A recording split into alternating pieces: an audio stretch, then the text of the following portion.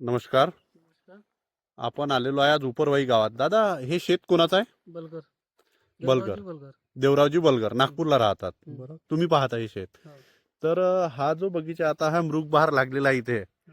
आणि इथे पावसाळ्यामध्ये काय पेरलं होतं? सोयाबीन. सोयाबीन काही झालं? नाही.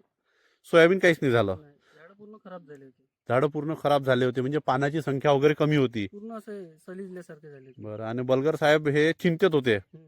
की आता कसे काय होईन बा हे झाडं. हम्म. बरोबर. त्यानंतर हे जे तुम्हाला खात दिलेलं आहे, हम्म. हे न्यूट्रोवा जी, ॲझरॉन कॉम्प्लेक्स, हे जमिनीतून तुम्हाला बेसल डोस टाकायला दिला होता. बरोबर. हम्म. त्यानंतर झाडाची क्वालिटी कशी वाटत आहे तुम्हाला? ती एक नंबर दिसत आहे. हम्म? तेव्हापासून म्हणजे काय फरक झाला? पानाची संख्या वाढली का झाडात? पाण्याची संख्या पण वाढली आणि झाडानं म्हणजे जे पत्ती घ्यायचे नवीन पत्ती ते पण चांगली घेतली आणि क्वालिटी वाढली आणि झाड हिरू म्हणजे असं गर्द हिरवं कंच गर्द दिसून राहिलं, भरलेलं दिसून राहिलं, जे आधी सरिल्यासारखं वाटत होतं तुम्हाला. क्वालिटी पूर्ण झाडाची चांगली आहे. क्वालिटी पूर्ण चांगली झाली आहे ना.